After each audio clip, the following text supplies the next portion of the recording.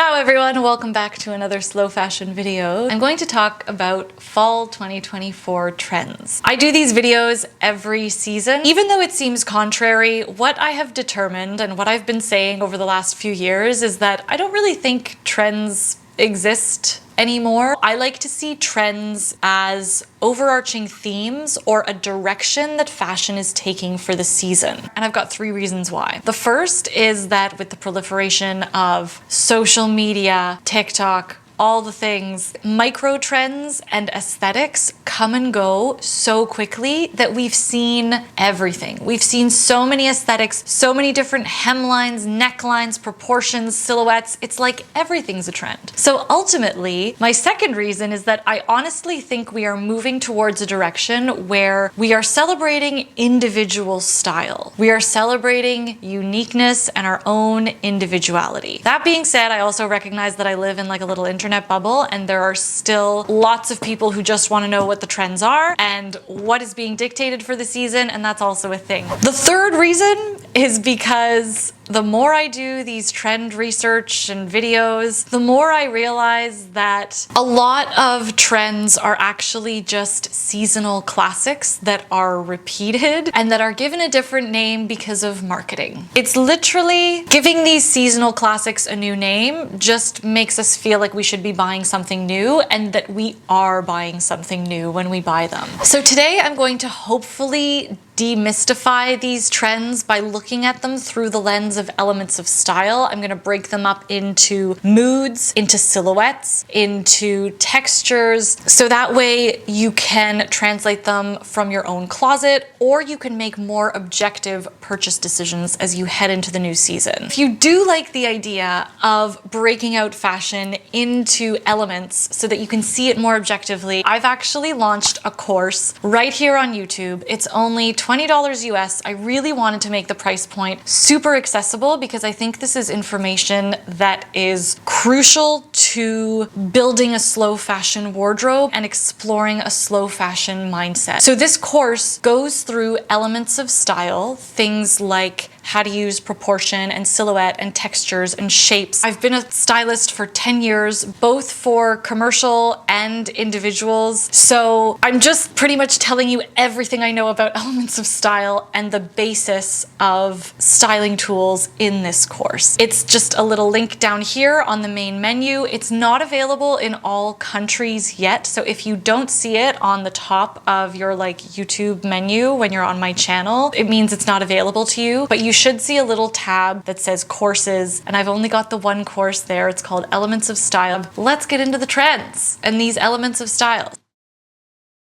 As a stylist, you typically start every project or even sort of client meeting with a mood board. This sets the tone for the shoot or the project. There are a number of moods on the runway, but what I like to do is find the ones that are the most accessible, the most wearable. So the biggest overarching mood, I would say, is this ladylike, or this sense of being demure, sophisticated elegance. I think this is sort of a riff off of the whole quiet luxury. Think of, you know, midi hemlines, full skirts, which were two sort of smaller trends within this that were identified on runways. Definitely these sort of heritage plaids and checks. A lot of stylists and trend reports described that countryside heritage as a whole other mood on its own, but I kind of see it as also having that sophisticated elegance, tailored separates, demure hemlines, beautiful fitted knitwear, skirt suiting. All of this was, I would say, informing this ladylike trend. The cool thing about an overarching mood is that it has nothing to do with specific pieces. If you want to participate, you can really pick and choose what you want from this. It could be luxurious fabrics, it could be tailored separates, it could be a beautiful wrap dress. All of these things are very classic. That's what I like about this mood, is that it is based around a lot of classic items. I also think comfort and function plays into this ladylike mood because we're looking at a lot of like classic pumps, kitten heels, flats, things that have a little bit more of this delicate and romantic nature, but that are still pretty functional and good for day-to-day wear. There were a plethora of different silhouettes happening on the runway, but the two overarching ones that I thought were really interesting and really prevalent and obvious were this sense of like drape and swaddling. So these sort of wrapped silhouettes. And if it wasn't a big scarf thrown over or a cape coat, we also saw this drapey, languid silhouette incorporated into clothing and dresses. So tops with not so much a ruching, but just like a really great drapey detail. It really felt as though, you know, you're seeking comfort from your clothing. Maybe it's about playing more or incorporating your scarves a little bit more, or the tops that you have in your closet that do have a natural drape. Maybe you can style them a different way. Maybe you can use a brooch or a pin to create a little bit of drape. It's a really soft and romantic silhouette and can be very unique. So riffing off of that whole sort of swaddling and scarf and cape factor was another form of armor, but almost in the way of very sculpted silhouettes. I think of the Schiaparelli suit or, you know, the Dior New Look silhouette with really nipped in strong waists in blazers. A lot of like really interesting, almost armor type silhouettes. I think you can create this, test it out by perhaps belting a blazer or using a brooch to belt it and create something that feels more sculptured. But what I think is important to remember about this is that it is a very eye-defining structure. It is a strong silhouette. It feels very authoritative and powerful. So that's what it's gonna kind of give.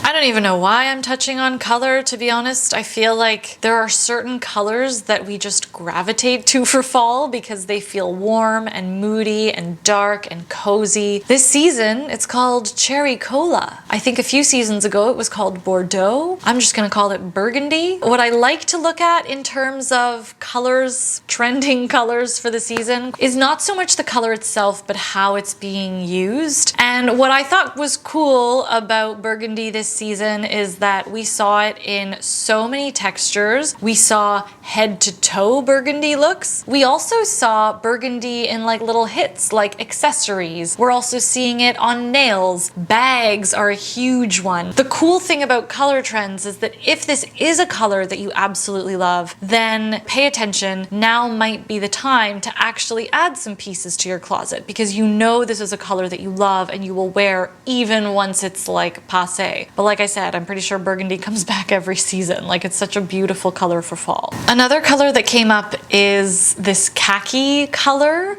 This is like a non-neutral neutral, okay? I don't even consider khaki a color anymore. This is just one of those great grounding colors that actually works really well with so many other unexpected colors. If you are someone who has a closet full of color, then this non-neutral neutral is beautiful with like the burgundies, burnt oranges, brights, even like a pale yellow looks so cool with this color, pale pinks. It's just even pale blue is really pretty, like this sky blue. The way it was being styled, very similar to burgundy in that, you know, could be head to toe, or it could be just a little hit. Yo, leopard print. Do I even need to talk about it? It's leopard print. It's a classic. It's a staple. I even consider it a neutral for some people. It's a seasonal staple. The only thing that's changing is the silhouette. Silhouette is something that is so personal. So if you have a leopard print coat from years ago, or that was thrifted, or that is vintage, and it's in a silhouette that you like, doesn't matter what came out this season. Wear what you have. It's probably fantastic, and you will probably rock it. Texture is probably an element of style that is the most used and leveraged throughout the fall season. And I think we also lean on texture to create a more dynamic outfit because we are leaning towards these darker colors in the fall, and our looks can often fall flat if they don't incorporate a mix of textures. I mean, the usual culprits that we see on the runway every season, but we're gonna talk about them. So, obviously, leather. Again, this is one of those seasonal classics that is not so much a trend. It gives us that richness that we look for in the colder months. It was really following a lot of that sort of ladylike vibe. So we saw leather in really beautiful separates. We saw it with some of that really beautiful draping. We saw it in the burgundies and the khakis. So it kind of followed those other themes. The good thing about leather being such a cyclical trend or seasonal classic, quote unquote, is that it already exists everywhere. Leather is one of the best things you can find in the thrift store, in secondhand stores, on consignment. So if you don't have leather in your closet, take a look there. Leather's favorite cousin, suede. Same as leather, you can find suede in really good vintage and secondhand stores. This season, I think suede was a little bit more prevalent than normal. I think because of the whole sort of Western mood that was happening a little while ago. Fringe on suede is also kind of a thing, except obviously it's not new. This is another really solid vintage find if you need. Also, fringe is already trending on spring 2025 runways. So this is definitely not lending towards our whole like overarching ladylike mood, but it does give this really cool movement. I think what is great about suede is that if you feel like leather is too heavy, because it is visually heavy, but you like that texture play, suede is a really nice alternative for that. Finally, we see a lot of transparency and sheer. This has been trending for, I would say, quite a while, and which I would in fact argue that this is a seasonless staple. I don't even think this is something that comes back every fall. I think this is now a year-round texture that can be incredibly versatile. I included this one on the list because even if it does start to wane, because it's a very specific look, right? Sheer is incredibly sexy. I think it's incredibly valuable as a layer. It's a great modesty piece. If you're not into camisoles or sleeveless tops or mini skirts, but you still want to have a little bit of this like sexiness, you want to show off the body a little bit, you want some of that definition, sheer can go such a long way. It can also be very cool in a more boxy or oversized silhouette. So sheer is incredibly versatile, and if we're talking about texture, it plays really beautifully with all kinds. Cotton, denim, leather, suede. It competes a little bit with lace, but I just think it's a really nice layer, which makes it perfect for fall and transition seasons in general.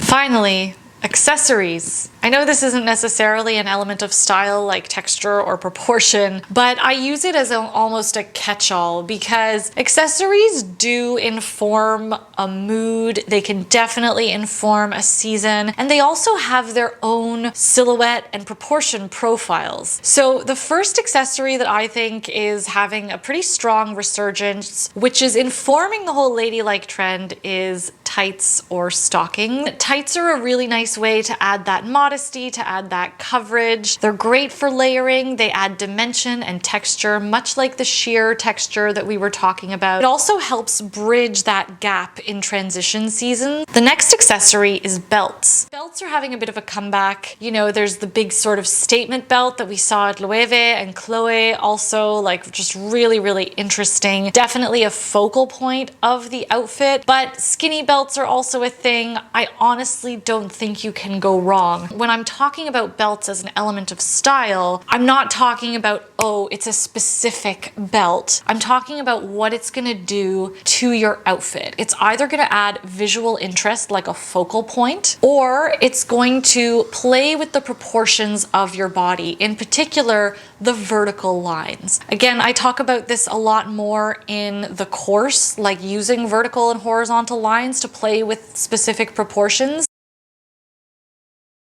Mary-Kate and Ashley Olsen win. Bags are getting bigger. This is entirely personal preference. I think everyone can wear anything that they want. When you're thinking of a big bag, the biggest impact it's having on your look is in proportion. So it's not necessarily about getting a certain bag or owning a certain type of bag, how it is affecting the overall proportions of your look. Is it adding volume? Is it adding tension with fitted items? So that is what I have for you today. I hope you enjoyed today's video. Let me know if there are other sort of trends or the things that you would like me to break down. If you do purchase the course, let me know your thoughts. I love doing this for you. So I hope you liked today's video. Give it a thumbs up if you did, or if you learned something new. Hit subscribe if you haven't already. Thank you so much for watching, as always, for being here. I hope you have a wonderful rest of your day, or maybe it's night for you, or morning, wherever you're at. And I will be back in another slow fashion video.